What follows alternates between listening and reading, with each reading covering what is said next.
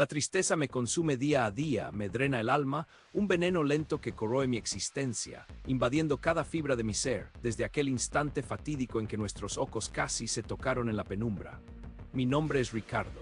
Soy técnico de seguridad, mi oficio, a menudo ingrato, me arrastra a los confines más olvidados, a parajes donde el tiempo parece haberse detenido, donde la civilización apenas roza el horizonte, dejando solo vestigios de lo humano. Hace ya unos 5 años, recibí un encargo particular en una hacienda aislada, en el corazón rural de Silvania, en el vasto estado de Goiás, para instalar un sistema de vigilancia completo, de última generación, con cámaras y sensores por todo el perímetro. Era una propiedad vasta, inmensa, cuyos límites se perdían en el horizonte, cercada por kilómetros y kilómetros de un campo abierto que se extendía sin fin, bajo un cielo infinito. El silencio allí era una entidad palpable, pesada, casi opresiva, una quietud casi absoluta que solo se rompía por el murmullo incesante del viento entre las ramas nudosa de los árboles añosos y el lamento lecano del ganado, un sonido melancólico que acentuaba aún más la desolación y la soledad abrumadora de aquel lugar. Los primeros días de mi estadía y trabajo transcurrieron con una monotonía aplastante. Una rutina cansina, tediosa en su predecibilidad, marcada por cables, monitores y configuraciones. Pero no pasó mucho tiempo antes de que una sensación de desasosiego profundo, una incomodidad persistente y fría, comenzara a filtrarse en mis huesos, a instalarse en lo más hondo de mi ser, en cada pensamiento. Eran ruidos sutiles, apenas perceptibles. Arañazos leves que parecían surgir de las paredes de madera de la cabina de vigilancia durante las horas más oscuras de la noche. Objetos pequeños que se desplazaban apenas, moviéndose de su sitio habitual sin explicación aparente, sin que yo los hubiera tocado. Visiones fugaces, sombras escurridizas que captaba por el rabillo del ojo, formas indefinidas que se disolvían en la nada en el momento mismo en que giraba la cabeza para intentar enfocarlas, para darles una forma, una razón. Me repetía a mí mismo una y otra vez, con una voz interna que intentaba ser convincente, que era el cansancio acumulado, la vastedad de la soledad en aquel paraje remoto y deshabitado, mi propia imaginación jugándome trucos perversos, tramando engaños en la oscuridad. El sueño me era esquivo, la noche se convertía en una agonía de insomnio, de horas vacías y pensamientos inquietantes. El aire mismo se sentía denso, pesado, cargado con una expectativa ominosa que no lograba descifrar, que me oprimía el pecho sin piedad, dejándome una angustia desconocida. Fue una noche cualquiera, mientras realizaba mi monitoreo habitual de las cámaras de seguridad, absorto en las pantallas que mostraban el perímetro de la hacienda, una tarea que se había vuelto casi ritual. La luna, pálida y fantasmal, apenas lograba bañar la propiedad con su luz lúgubre y plateada, transformando el paisaje en una paleta de grises y negros. Todo se veía pixelado, granulado por la baja resolución de los equipos, como una pesadilla mal filmada. De repente, en el monitor que enfocaba el camino trasero, allí estaba una figura, una silueta.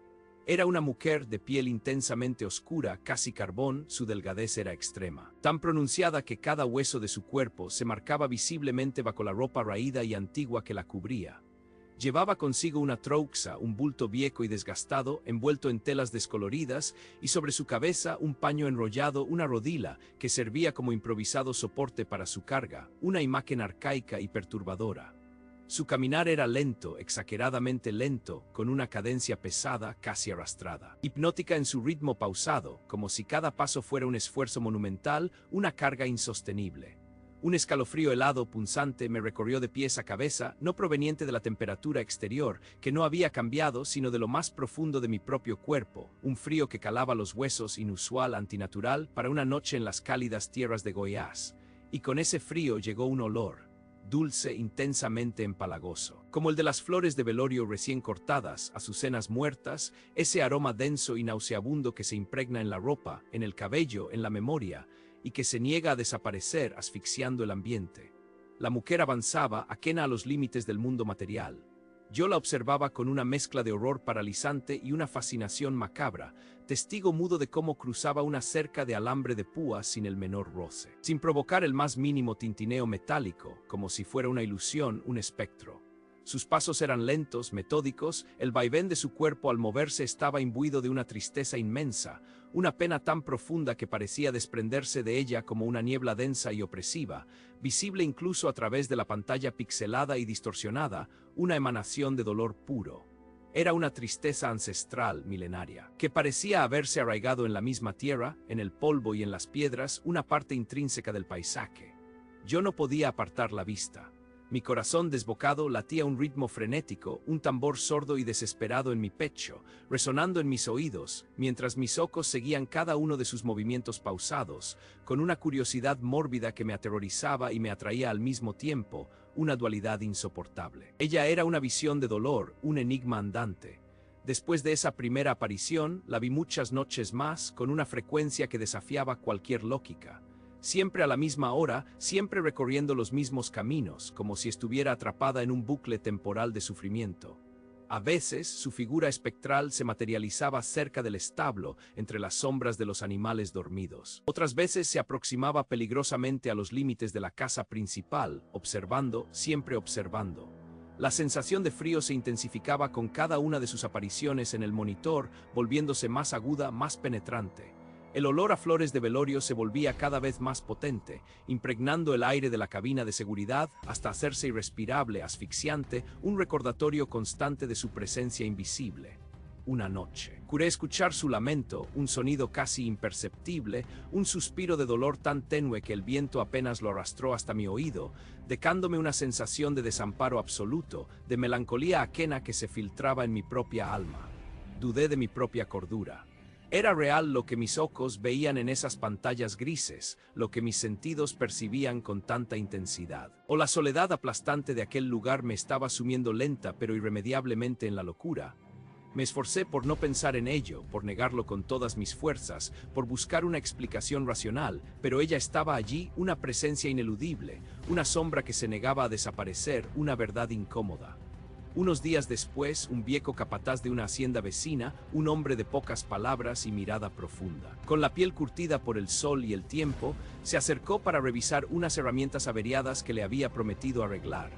Mientras compartíamos un café amargo, denso y fuerte, un brebaje que parecía masticar la boca, le relaté, con una voz temblorosa que apenas reconocí como mía, lo que había estado presenciando en los monitores de vigilancia, la aparición fantasmal de la mujer. Él me miró fijamente, sus ojos cansados, marcados por 1000 arrugas que contaban historias, se llenaron de una seriedad tan profunda y antigua que me heló la sangre en las venas.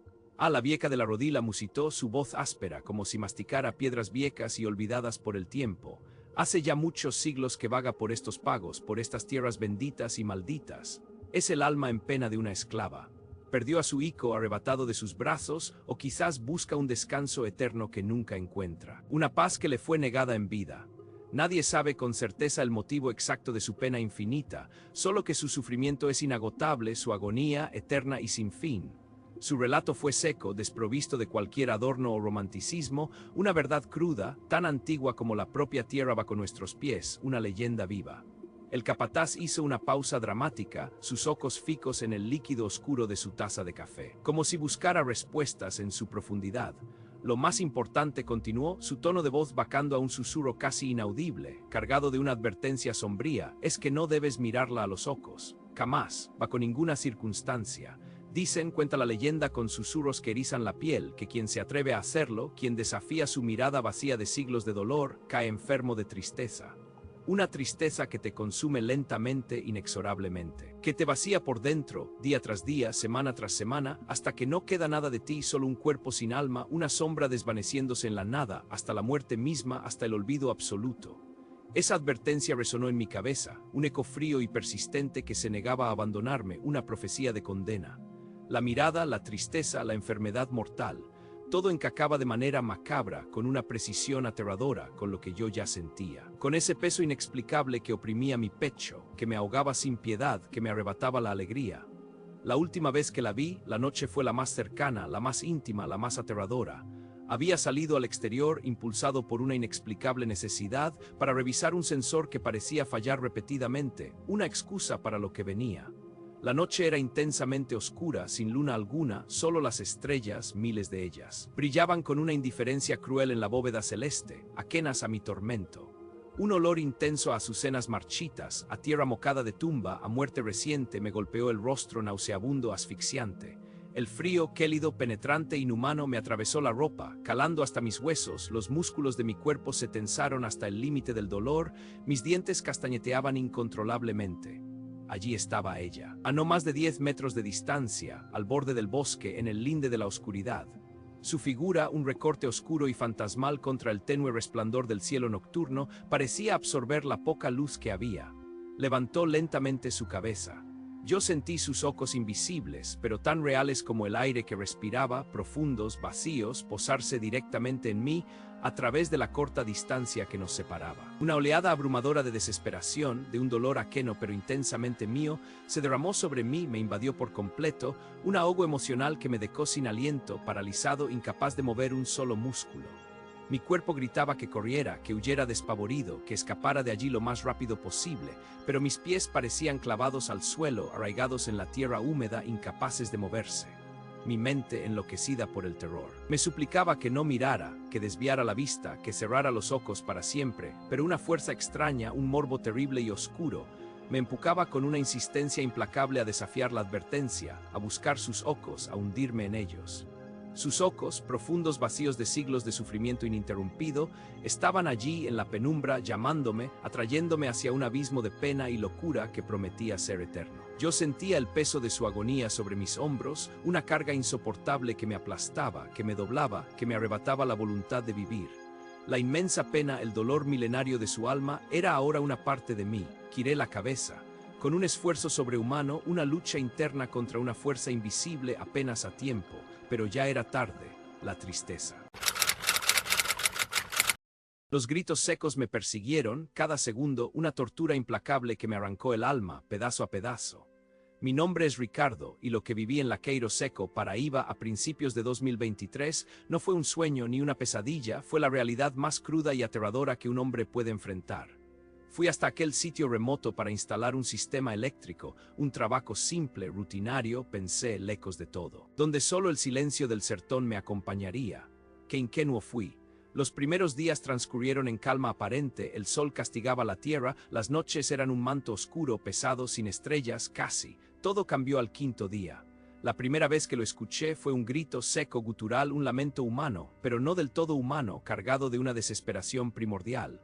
Provenía de alguna parte entre los matorrales resecos, lejos. Muy lejos, no le di importancia, pensé en algún animal herido, la naturaleza es cruel, la vida allí es dura, pero el grito se repitió, poco después, mucho más cerca. El corazón se me disparó en el pecho, un tambor de guerra en mi garganta. Intenté justificarlo, el eco, el viento, la soledad me jugaba una mala pasada, me decía. Fui a la cama, pero no pude dormir. Los gritos continuaron esa noche y las siguientes. No venían de un lugar fijo. Viajaban con una velocidad que desafiaba cualquier lógica, cualquier ley física. Un segundo resonaba al norte, al siguiente, al sur, luego al este, casi sobre mi cabeza, imposible. Sentí la piel de gallina, un escalofrío que me recorría la espalda. Mi miedo comenzó a crecer como una mancha de aceite oscura, invadiéndome por completo. Un par de días después, el sonido cambió. No eran solo gritos, ahora eran mis gritos, mi voz. Repitiendo mis propias palabras, frases sueltas que había dicho en voz alta al trabajar. Me volví loco, busqué a alguien, una broma de mal gusto, un vecino, no había nadie a kilómetros. La cosa se había metido en mi cabeza, estaba en todas partes, omnipresente, burlándose. Me sentía acorralado, observado. Una noche, al regresar a la pequeña casa que me servía de refugio, vi algo. Marcas. 3 profundos surcos de dedos, grandes, muy grandes, grabados en la pared exterior a una altura de 2,5 metros. Nadie llegaba tan alto. Junto a las marcas, una resina extraña, oscura, pegajosa, con un olor dulce y pútrido. La toqué, la quité de mi piel con desesperación, la sensación era asquerosa, como si tocara carne muerta. El bicho del Laqueiro, me dijeron los pocos lugareños con los que pude hablar, es el nombre que le daban a esa cosa. Me entró un frío hasta los huesos. El terror más puro me invadió. Esa noche el miedo se hizo físico, palpable. La criatura rondaba la casa, podía sentir su presencia más allá de las paredes delgadas. Escuchaba sus pasos arrastrándose lentos, pesados, luego rápidos, imposibles de seguir. De repente todo se apagó. El disyuntor había sido desarmado. En la oscuridad total solo escuché un sonido, un crujido metálico que heló mi sangre. Los reflectores de seguridad que yo mismo había instalado estaban siendo aplastados uno por uno con una fuerza inhumana. La entidad no solo jugaba, me estaba acechando, me quería. Me quedé inmóvil, pegado a la pared, con un cuchillo de cocina temblándole en la mano, el corazón a punto de estallar. Contuve la respiración, el silencio era ensordecedor, solo el latido acelerado de mi propio pulso. Esperé. El olor dulzón y nauseabundo de la resina entró por debajo de la puerta. Estaba ahí, justo fuera. A la mañana siguiente, con los primeros rayos del sol, salí corriendo de la casa, necesitaba aire, necesitaba escapar. A unos cuantos metros, junto a un árbol de tronco retorcido, un bulto oscuro. Me acerqué con la boca seca, las piernas débiles. Era una cabra, muerta, el cuello roto en un ángulo imposible, y en su flanco las mismas marcas de garras. 3 dedos, idénticas a las de la pared de mi casa. No pude más, no pude seguir. No miré atrás. Dejé mis cosas, el trabajo, el dinero, lo dejé todo. El laqueiro seco, su monstruo, lo dejé allí, mi cordura, mi vida, mi alma, para siempre. El olor a carne quemada, a azufre mezclado con el hedor a humedad de la madera vieja, todavía se aferra a la memoria de mis fosas nasales, un recuerdo persistente y horripilante que ninguna cantidad de carbón o de aire fresco ha logrado borrar de mi ser. El sonido de los golpes en la ventana, un ritmo macabro que resonaba como un latido anómalo en la vasta y aterradora quietud de la noche. Se reproduce en mi cabeza con una claridad que me roba el sueño y la poca paz que me queda. Es un eco de carbonizado horror que se aferra a mis huesos, penetrando hasta lo más profundo de mi alma, incluso bajo la luz más brillante del sol, en el fragor de la tarde o en la bulliciosa compañía de otras almas humanas. La soledad ahora es una trampa. Mi nombre es Beto y lo que van a escuchar, lo que estoy a punto de relatar con la voz temblorosa de quien ha visto lo indecible y sentido lo inimaginable, sucedió en la remota región de Coxila Rica, en el interior montañoso y misterioso de Santa Catarina, en el sur de Brasil. Apenas han transcurrido unos pocos meses desde aquella noche fatídica, una noche de invierno que se grabó a fuego en mi mente, alterando para siempre mi percepción de la realidad, de la seguridad, de lo que acecha más allá de los límites de nuestra comprensión. La bruma se aferraba al suelo como un sudario gris y pegajoso, una manta densa que ahogaba las siluetas de los árboles y transformaba el paisaje familiar en un lienzo de sombras danzantes y formas ambiguas. El frío mordía la piel con la crueldad de un depredador hambriento, un aliento gélido que se colaba por cada rendica, por cada imperfección de la vieja construcción, haciendo que el aire dentro de la casa fuera apenas un grado más tolerable que el olor del exterior. Yo estaba cuidando el viejo sitio de mi tío, una propiedad aislada que se alzaba como un faro solitario en medio de una marea de campos interminables y un silencio abrumador, un silencio tan profundo que a veces parecía una entidad viva, que respiraba a mi alrededor esperando. Era mi refugio temporal, mi responsabilidad, y se transformó en mi prisión. La rutina de la soledad se había vuelto mi compañera más constante, mi única aliada en aquel páramo de aislamiento. El viento silbaba entre las grietas de la madera vieja, un lamento fantasmal que parecía contar historias de épocas pasadas y de tragedias olvidadas. El crepitar pausado del fuego en la chimenea era el único sonido de consuelo, la única promesa de calor en aquel entorno hostil. Mi perro Caramelo, un animal leal de pelaje oscuro y ojos melancólicos, se había acurrucado a mis pies, un bulto cálido y reconfortante que me recordaba la presencia de la vida. Su respiración tranquila, su ligero gemido al soñar, eran los ritmos que marcaban el paso de la noche. Era una noche como tantas otras, pesada, oscura, con una opresión palpable que se cernía sobre el alma, prometiendo el amanecer como única salvación posible. La única esperanza de que el manto de la oscuridad se retirara para revelar la normalidad una vez más. Entonces, de repente, un golpeteo suave, apenas perceptible, vino desde la ventana de la cocina, una de las más cercanas al camino de tierra que apenas se usaba. Era un toque rítmico, casi delicado, como si alguien intentara ser cortés o tal vez intentara no asustar a su objetivo. Yo paré mi lectura con el libro abierto en mis manos. Mis ojos fijos en la nada, mis oídos tensos en la oscuridad. Escuché nada. Solo el viento, el fuego, el latido sordo de mi propio corazón que ya empezaba a acelerarse, un tambor primario en mi pecho que resonaba con una premonición inarticulada. Mi mente intentó racionalizarlo, atribuirlo al viento que golpeaba una rama, a un trozo de madera suelta, a cualquier cosa menos a una presencia inteligente. Volví a mi lectura, intentando ignorar el escalofrío que ya trepaba por mi espalda, helándome el cuello, erizando los pequeños vellos de mis brazos. Era una sensación de ser observado, de no estar solo, que se intensificaba con cada segundo que pasaba. El golpeteo regresó, esta vez con una urgencia apenas mayor, un poco más fuerte, un poco más insistente, rompiendo la frágil barrera de mi negación, y luego una voz, claramente la de mi tía Sonia. Un sonido tan familiar, tan lleno de su particular calidez, de su entonación nasal característica, que por un instante mi mente se sintió engañada. Me llamó con mi viejo apodo de niño, el que solo ella usaba. Bettino, Bettino, por favor, ábreme la puerta. Hace mucho frío aquí afuera, Bettino, y estoy empapada. La voz era perfecta, la entonación, el ligero temblor que a veces tenía mi tía al hablar en el frío. Mi mente, sin embargo, luchó por procesar la información. Mi tía Sonia estaba a cientos de kilómetros de distancia, en la ciudad, atendiendo a su hermana enferma. La lógica gritaba que era imposible. El tiempo de viaje, la falta de aviso, todo conspiraba contra la posibilidad de que fuera ella. Pero el sonido era tan real, tan convincente, que por un fugaz y aterrador momento, la duda se apoderó de mí.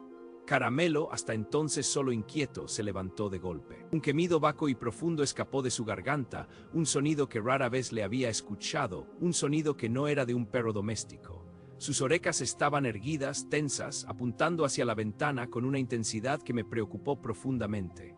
Su cola, ese indicador de su estado de ánimo, estaba metida apretadamente entre sus patas traseras, temblando. El pelo de su lomo se había erizado por completo. Una cresta de terror que se extendía desde su cuello hasta la base de su cola. Sus ojos, normalmente llenos de nobleza y afecto, ahora reflejaban un terror primario, incomprensible, un miedo visceral a algo que escapaba a mi propia percepción. No era el miedo que un perro sentiría ante un extraño o un animal salvaje. Era otra cosa, algo más profundo, más oscuro. Una cosa antigua y depredadora que emanaba una energía que Caramelo, con su instinto animal, podía percibir con una claridad aterradora. Mi garganta se secó por completo, una sensación de papel de lica que me impedía tragar. Tía Sonia no está aquí, murmuré, mi voz apenas un susurro que a duras penas traspasaría el cristal, mi única barrera. El golpeteo se detuvo por un solo segundo. Un silencio denso y pesado se instaló en el aire, llenando cada rincón de la casa con una expectación terrible. Un presagio de lo que estaba por venir. Entonces la voz volvió, pero ya no era la de mi tía. Se había transformado, mutado en un sonido gutural, áspero, como el raspado de piedras gigantes contra metal corroído, con un matiz de furia contenida, de impaciencia brutal, que me heló hasta la médula de los huesos. «Ábreme, Bettino. Ábreme la casa ahora mismo, maldita sea». La imitación se había deshecho por completo, revelando la monstruosidad que se ocultaba detrás. Aquella no era mi tía, aquello no era humano.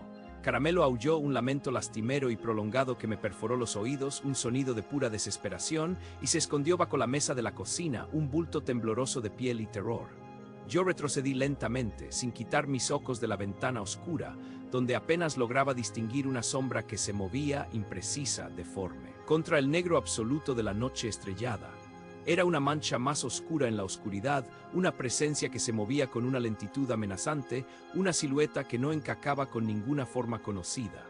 La criatura empezó a rodear la casa, cada paso un arrastrar pesado y deliberado en el barro húmedo de la noche, un sonido que se filtraba por las paredes de madera, haciendo que la casa entera pareciera gemir bajo su presencia. Se detenía en cada ventana, su sombra proyectándose por un instante antes de moverse, en cada puerta, probando la resistencia de las viejas cerraduras. El sonido de golpes secos, repetitivos, como si intentara forzar los viejos trincos de madera, resonó a lo largo de la pared frontal, luego en la lateral, luego en la posterior, un macabro ballet de destrucción y entrada forzada. Cada golpe era un martillo en mi pecho, un recordatorio constante de mi vulnerabilidad, de mi encierro. Y luego un crujido agudo penetrante, un sonido de pesadilla, como uñas inmensas, garras inhumanas, arañando la madera vieja de la casa con una fuerza que amenazaba con rasgarla por completo. Era un sonido de desesperación, sí, pero también de rabia frustrada, de una paciencia que se agotaba, que me llenaba de un pavor absoluto, de una certeza helada de que lo que fuera que estaba afuera realmente quería entrar, y que no se detendría por nada. Yo me quedé inmóvil, pegado a la pared, intentando hacer el menor ruido posible, intentando volverme parte de la sombra invisible, inexistente. El corazón me latía con tanta fuerza que pensaba que iba a estallar en cualquier momento, sus pulsaciones resonando en mis oídos como tambores de guerra. La noche se hizo interminable, una eternidad de ruidos extraños, de susurros casi inaudibles que se filtraban por debajo de las puertas, de la voz mutante que a veces intentaba imitar de nuevo a mi tía, con un éxito cada vez menor, y otras veces solo gruñía, un sonido lleno de hambre, de una maldad incomprensible, de una intención oscura y primordial. El frío de afuera, ya de por sí insoportable, parecía filtrarse por las paredes de madera, calándose en mis huesos, helando mi sangre en las venas. Mientras yo rezaba en silencio, con una devoción que nunca antes había sentido, para que el amanecer llegara, para que la luz espantara lo que acechaba en la oscuridad, para que el sol quemara esa presencia infernal. Cada minuto era una hora, cada hora una eternidad. La casa gemía, la madera cruquía, el viento aullaba, y entre todo ese caos de sonidos naturales, los golpes, los arrastres, los gruñidos de la criatura se destacaban con una claridad terrorífica, inconfundible.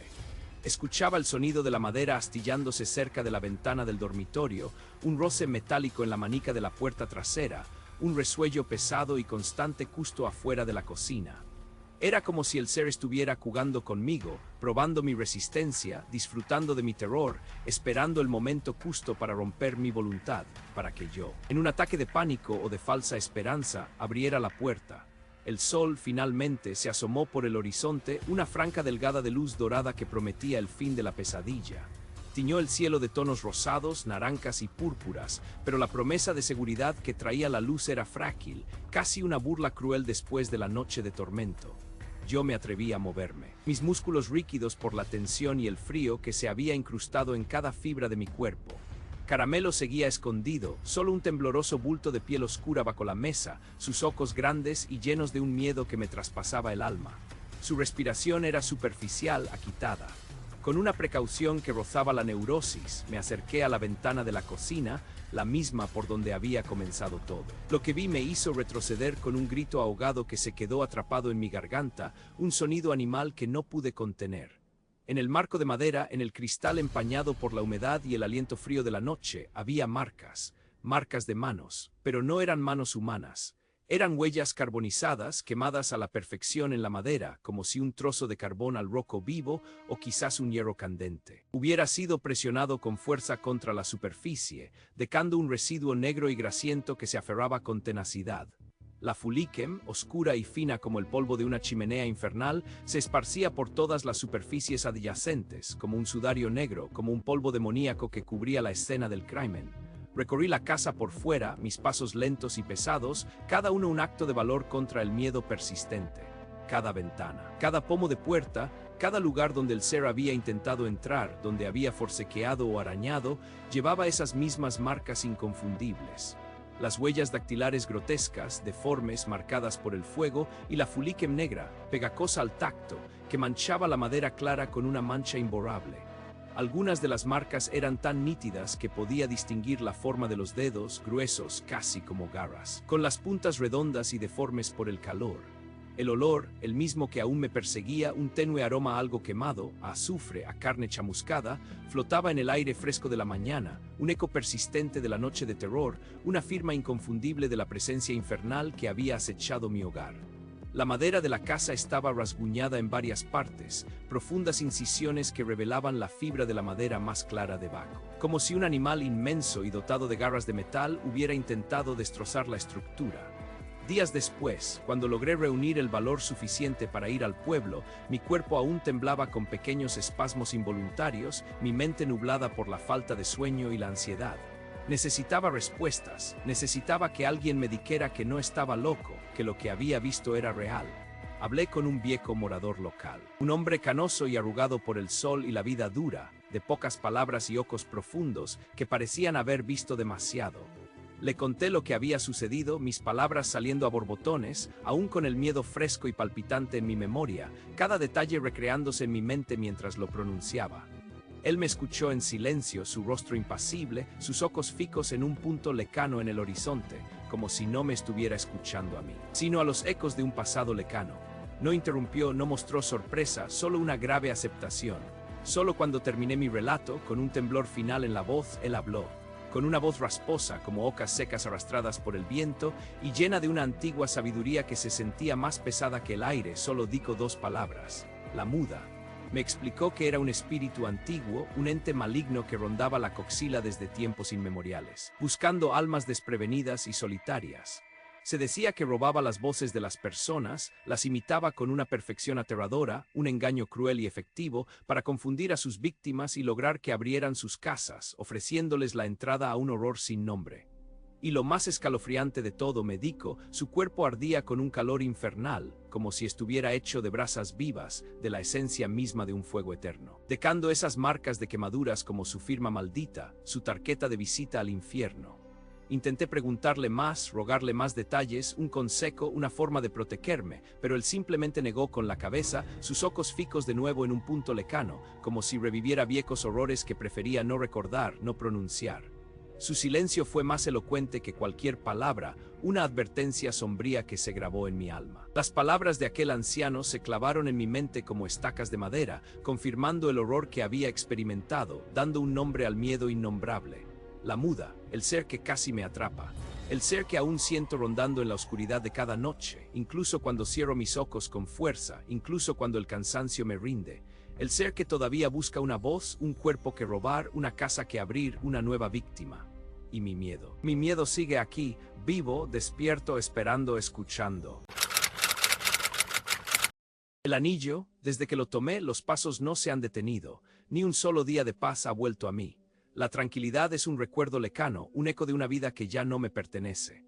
Ahora solo existe el compás monótono, implacable de lo que camina sobre mí. Mi nombre es Darlan y lo que les voy a contar ocurrió en el sitio Laqueiro Branco, un paraje casi olvidado entre las ciudades de Patos y Santa Lucia, en el interior de Paraíba. Fue hace apenas unos pocos años, un tiempo que siento como una eternidad marcada por el miedo. Mi tío C. Firmino, un hombre ya muy anciano, con la piel curtida por el sol y la vida en el campo, se había lastimado seriamente.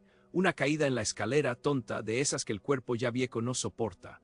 Fui para ayudarlo, para cuidarlo, para hacerle compañía en su soledad que se sentía más profunda en aquel lugar apartado. El sitio era tranquilo, demasiado tranquilo. Un silencio denso que se clavaba en los oídos, roto solo por el susurro casi inaudible del viento entre los árboles secos, el canto esporádico de algún grillo extraviado o el ladrido distante de un perro en alguna finca vecina. Los sonidos habituales de la noche en el campo, sí, pero allí amplificados por una quietud que pronto se tornaría ominosa. Esa paz, esa aparente calma se rompió, se hizo añicos, lenta y dolorosamente. La primera noche, apenas caía la oscuridad, ya sentía una incomodidad extraña. El calor pesado, pegajoso, propio de esas tierras, hacía imposible conciliar un sueño reparador. Me revolvía en la cama de la habitación de huéspedes, una cama rústica con un colchón que ya había visto mejores días, sudando, esperando la brisa nocturna que nunca llegaba. El aire estaba estancado, pesado como el plomo. Entonces lo escuché. Un sonido, un golpe seco, sordo sobre el tecado. Creí que era un animal, tal vez un zorro, una teca floca, algo sin importancia que el viento había movido. Me detuve, contuve la respiración, escuché con atención, nada, solo el ritmo acelerado de mi propio corazón. Volví a intentar dormir forzándome a cerrar los ojos. Pasó un momento, quizás 10 o 15 segundos, y luego otra vez. Esta vez fue distinto, fue un paso. Pesado, rítmico, arrastrado, como si algo grande y lento, algo con un peso inusual, caminara con deliberación sobre el tecado de tecas viejas. Me senté en la cama de golpe, la espalda recta, los músculos tensos, el corazón latiéndome con furia en la garganta, un tambor en mis oídos. Escuché con toda la concentración que el miedo podía otorgarme. Los pasos continuaron, marcando un compás lento, insistente, aterrador. 1, 2, 3, pausa. 1, 2, 3, pausa. Siempre el mismo patrón. Me puse de pie con cautela, mis pies descalzos tocando el suelo frío.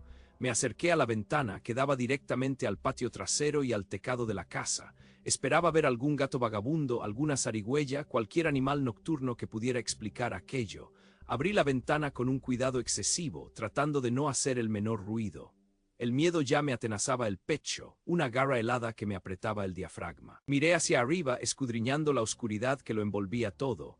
La noche era profunda, solo una luna velada por nubes finas ofrecía una luz fantasmal. Nada, ni una sombra definida, ni un rastro de movimiento. Las tecas viejas, frágiles, dispuestas con el tiempo de la casa, seguían intactas. Ninguna rota, ninguna desplazada. Parecían no haber soportado peso alguno. Parecía imposible que aquello que caminaba allí arriba no hubiera dejado una marca, un indicio de su existencia.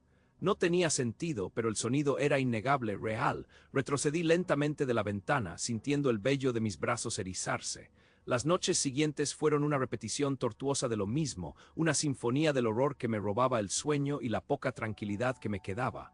Los pasos, siempre los pasos. Invariablemente empezaban cuando la oscuridad se asentaba por completo sobre el sitio, con la caída de los últimos rayos del sol, y terminaban abruptamente, justo antes del primer indicio del amanecer, cuando el cielo comenzaba a teñirse de un gris pálido. Dormía a ratos, sueños fragmentados, llenos de ruidos y sombras. Hablé con mi tío C. Él me miró con sus ojos cansados, inyectados de una resignación que me heló la sangre. Me dijo. Una voz apenas audible, apenas un susurro que se perdía en el silencio de la habitación. No es algo vivo, Darlan, no es de este mundo. Su calma, su aceptación de lo inexplicable me aterrorizó mucho más que los propios pasos. No parecía sorprendido, no mostraba un ápice de curiosidad, solo una profunda tristeza. Me dijo que no me preocupara, que a él, a su edad y con sus males, ya no le hacían nada. A él. Esa frase se quedó grabada en mi mente. Y a mí, ¿qué pasaría conmigo? Me preguntó qué sentía cada vez que los escuchaba. Angustia, le respondí, una sensación horrible profunda en el pecho, como si un peso me aplastara el alma. Él me miró con compasión, con una pena que no lograba ocultar. Lo sé, me dijo con un tono sombrío, lo sé bien. Una noche, la curiosidad, una curiosidad mórbida, se mezcló con el miedo insoportable. Los pasos eran más fuertes que nunca, más definidos. Más cercanos, sentía la vibración en las paredes del cuarto, en el suelo de madera bajo mis pies. Se sentía como si aquello estuviera a punto de entrar, de caer sobre mí. Me acerqué a la ventana una vez más, esta vez con la intención firme de ver, de enfrentar, de desvelar de una vez por todas aquello que me quitaba el sueño, la cordura, la paz. El aire se puso frío de repente, un frío antinatural que me caló hasta los huesos. A pesar del calor sofocante de la noche, era un frío húmedo, pegajoso, que parecía salir de la misma tierra. Me asomé lentamente, con la respiración contenida en mis pulmones, el corazón desbocado golpeando mis costillas con violencia. Y entonces lo vi, sobre el tecado, bajo la luz pálida y fantasmal de la luna que se abría paso entre las nubes. Era un vestido. Un vestido blanco de novia, de un tejido antiguo, de encaje y seda desgastados. Estaba lleno, con una forma que sugería un cuerpo dentro, una silueta humana, pero no había cabeza. Ni brazos, ni piernas, solo el volumen etéreo de un cuerpo invisible, moviéndose, arrastrándose sobre las tecas, con un movimiento lento y deliberado. El tejido, viejo y amarillento por el paso del tiempo, brillaba con una luz espectral casi luminiscente. La seda se movía, ondeaba, como si una brisa ligera la agitara, pero no había viento. No se sentía el más mínimo soplo de aire. Se detuvo. La forma del vestido, suspendida sobre el tecado, giró lentamente, pausadamente, hasta que la parte superior, donde debería haber estado la cabeza, se inclinó ligeramente. Un movimiento lento, pausado, con una intención clara. Apuntó hacia mí. Con una mano que no estaba allí, con una intención que sentí directamente en lo más profundo de mi alma, en cada fibra de mi ser. Una punzada de angustia profunda me atravesó el pecho, un dolor agudo que me dejó sin aire, sin voz. Era un dolor sin igual, una tristeza inconmensurable que no me pertenecía, un anhelo desesperado por algo que desconocía. Me sentí invadido por una pena tan grande que no era mía, una desolación abrumadora que me ahogaba, me asfixiaba, me paralizaba. Cerré la ventana de golpe, el sudor frío recorriendo mi espalda en cascadas heladas. Caí al suelo. Mis rodillas cediendo, temblando incontrolablemente, la imagen del vestido sin forma grabada a fuego en mi mente. Cuando pude recuperar el aliento, cuando mis músculos dejaron de convulsionar, le conté a mi tío C lo que había visto, con la voz quebrada por el terror. Él escuchó atentamente, asintiendo lentamente, con una expresión de profunda tristeza en el rostro. Es ella, me dijo, con un tono que mezclaba pesar y resignación. El espíritu de una muchacha.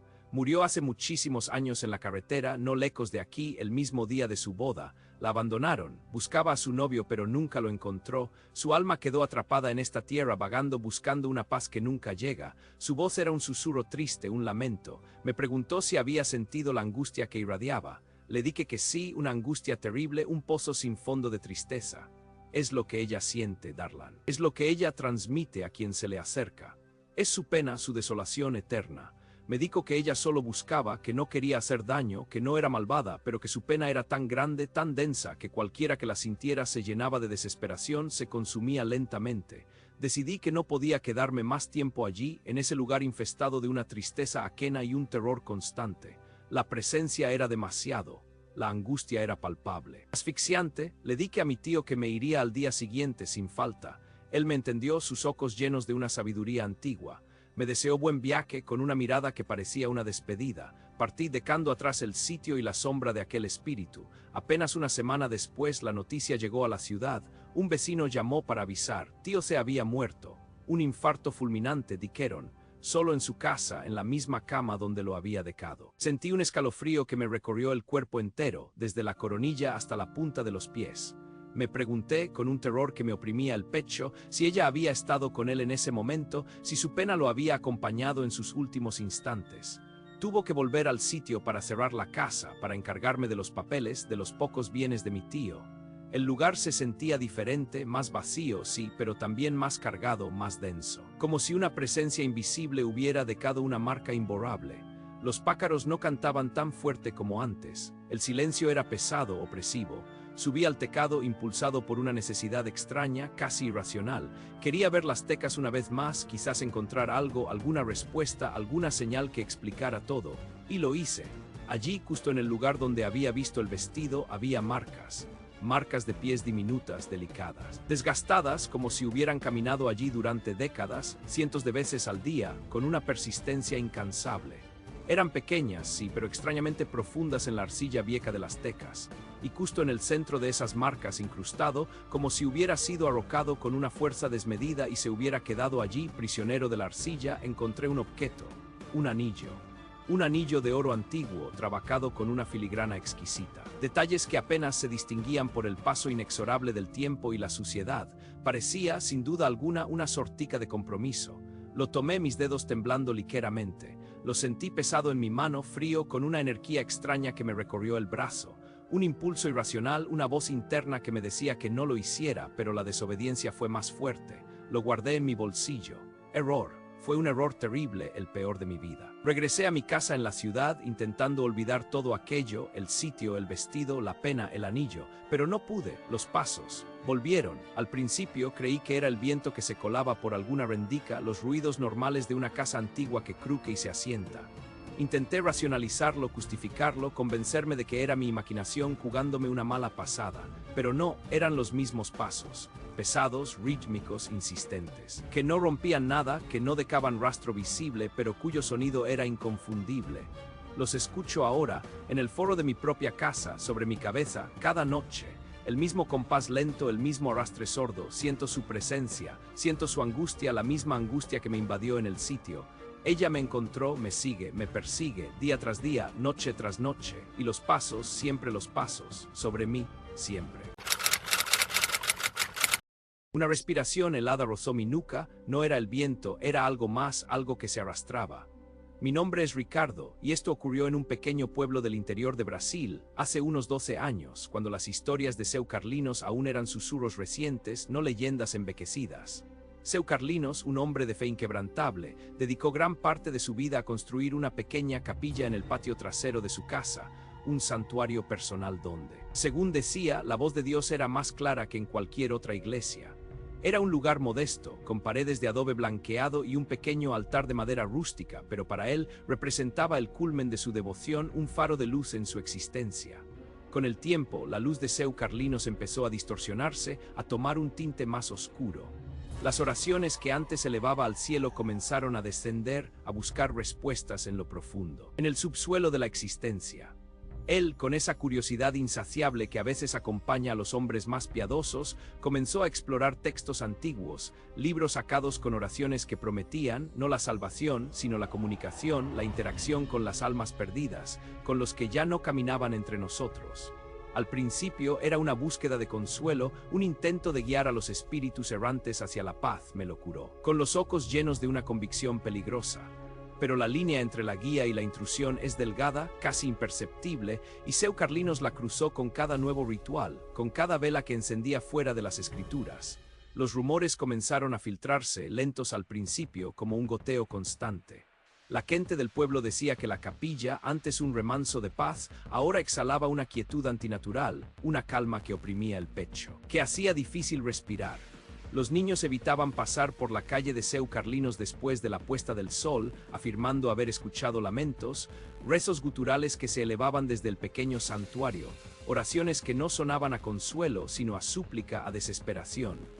Una vez, el panadero, un hombre pragmático y escéptico, Juró haber visto luces danzar dentro de la capilla en plena noche. Luces que se movían con una cadencia ajena a cualquier linterna o vela conocida. Una danza espectral que lo dejó paralizado de miedo, su cesta de pan olvidada en el suelo. Seu Carlinos, ajeno o ignorante de los miedos del pueblo, se encerraba cada vez más en su capilla. Sus ojos, antes amables y llenos de una luz serena, empezaron a mostrar ojeras profundas, una especie de ansiedad, una excitación febril que apenas podía contener. Hablaba de sus conversaciones, de las voces que le respondían, de los consejos que recibía de un lugar más allá de la cortina. Él, un hombre tan anclado en la realidad tangible de la fe, ahora navegaba por un mar de lo inmaterial, de lo incomprensible. Una noche, la noche que lo cambió todo, Seu Carlinos estaba en su capilla. La luna, una rebanada pálida en el cielo oscuro, apenas ofrecía luz. Él rezaba no las oraciones que su madre le había enseñado, sino las antiguas, las que había encontrado en el fondo de un baúl polvoriento, escritas en un pergamino con tinta desvanecida. El aire dentro de la capilla se volvió denso, pesado, como si el espacio mismo luchara por contener una presencia inmensa, una fuerza que se negaba a ser subyugada por los límites de la materia. Las velas parpadeaban salvajemente, sus llamas se retorcían como lenguas asustadas, arrojando sombras danzantes sobre las paredes blanqueadas, sombras que parecían moverse con una vida propia, que parecían extenderse y contraerse al compás de algo invisible, de algo que se movía entre la quietud. De repente un susurro. No era una voz, era un eco, una vibración que resonaba en sus huesos, que le helaba la médula espinal. El aire se volvió gélido, un frío que calaba hasta el alma, un frío que no venía de fuera, sino de dentro de la capilla. Se detuvo, escuchó, el silencio se volvió un grito, entonces la vio, una sombra, no una ausencia de luz, sino una entidad hecha de oscuridad, una forma que se materializó lentamente en el centro del altar. Era alta más de lo que cualquier hombre podría ser, y sin embargo carecía de forma definida, fluctuando, ondeando como humo denso, pero con una consistencia que desafiaba su naturaleza efímera.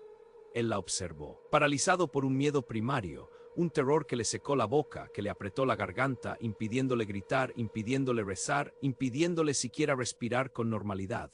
Los ojos de Seu Carlinos, fijos en esa aparición, veían lo imposible. La sombra, esa masa informe de negrura absoluta, comenzó a moverse, a contraerse y expandirse rítmicamente. Era una respiración, sí, una respiración profunda, lenta, inmensa. Como si la propia capilla estuviera inhalando y exhalando con los pulmones de una bestia milenaria. Cada vez que exhalaba, un aliento helado llenaba el espacio, cargado con el olor a tierra mojada y a algo más, algo putrefacto, algo antiguo, algo que había estado muerto durante mucho tiempo. El pánico se apoderó de Seu Carlinos. El juramento, la promesa de nunca más inmiscuirse con el más allá, brotó de sus labios en un murmullo apenas audible. Una súplica desesperada a lo que sea que pudiera escucharlo, a lo que sea que lo hubiera llevado a esa situación indescriptible. Juró, con su fe quebrada y su alma temblando de terror, que jamás volvería a abrir esos libros, que jamás volvería a invocar lo que no debía ser invocado, que jamás volvería a buscar las voces de los muertos. La sombra, al parecer, no se inmutó, o quizás sí. Su respiración se hizo más fuerte, más presente, envolviéndolo, ahogándolo en una marea de oscuridad y terror. Los días que siguieron fueron extraños, llenos de una calma tensa. Seu Carlinos, después de aquella noche, se transformó. Dejó los libros, apagó las velas y la capilla permaneció cerrada, su puerta entreabierta apenas una rendica, como si esperara algo o como si hubiera dejado salir algo. Su mirada estaba perdida, sus manos temblaban constantemente y apenas comía. No hablaba de lo que había visto, pero el terror lo había marcado, lo había tallado, lo había transformado en un cascarón vacío de lo que una vez fue. El pueblo, en su sabiduría silenciosa, lo dejó solo. Entonces, una mañana, Seu Carlinos no estaba. Su casa impecable, cada objeto en su lugar, como si nunca hubiera habido una despedida. Su cama deshecha, su taza de café aún con un rastro del último sorbo. Nada, ni una nota, ni una señal de forcequeo, ni una huella que indicara su partida. Era como si se hubiera desvanecido, como el humo en el viento, sin dejar rastro, sin dejar nada que explicara su ausencia. La puerta de la capilla, sin embargo, permanecía entreabierta, la misma rendica misteriosa, invitando a la oscuridad a entrar o quizá a salir. Hoy, la casa de Seu Carlinos sigue en pie, abandonada, cubierta de maleza. Pero si te acercas lo suficiente a la capilla, si el silencio de la noche es cómplice, puedes escuchar los murmullos, oraciones. No son las oraciones de Seu Carlinos, no son las oraciones que él buscaba en los libros antiguos. Son diferentes, más profundas, más antiguas, más perturbadoras, como si la capilla misma fuera el eco de una voz ancestral, una voz que aún respira, que aún susurra, que aún reclama lo que una vez se le entregó, lo que una vez se le prometió, lo que una vez fue llevado. Arrastrado hacia la oscuridad, hacia el abismo eterno, la puerta de la capilla, entreabierta, aguarda.